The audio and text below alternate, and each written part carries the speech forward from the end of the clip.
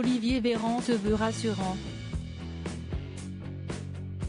Depuis le début de la guerre en Ukraine, une nouvelle menace plane sur l'Europe, celle d'un conflit nucléaire.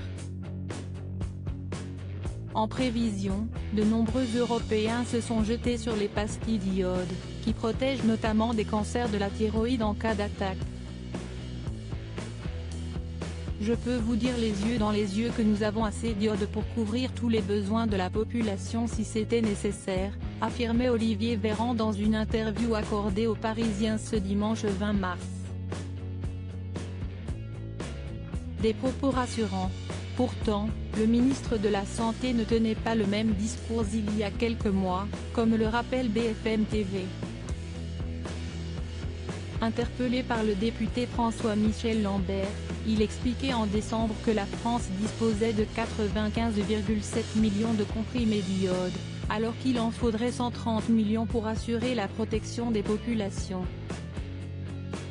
Conformément au plan national de réponse à un accident nucléaire ou radiologique majeur, les stocks stratégiques de l'État visent à permettre une distribution de comprimés d'iode stable en tout point du territoire en situation d'urgence. Soit 60 millions de personnes, répondait le ministère de la Santé aux députés. Sauf qu'à la date du 29 juin 2020, ce stock s'établissait à environ 95,7 millions de comprimés.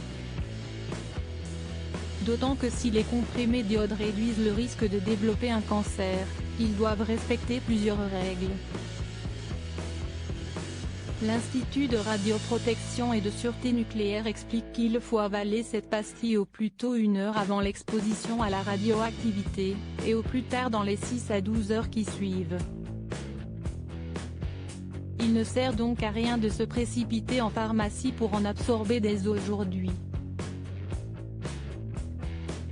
Les pharmacies assaillies de demandes selon l'IRSN, l'État dispose de réserves suffisantes pour couvrir l'ensemble de la population, et que dans le cas d'un risque nucléaire, tous les moyens, télévision, radio, véhicules avec haut-parleurs,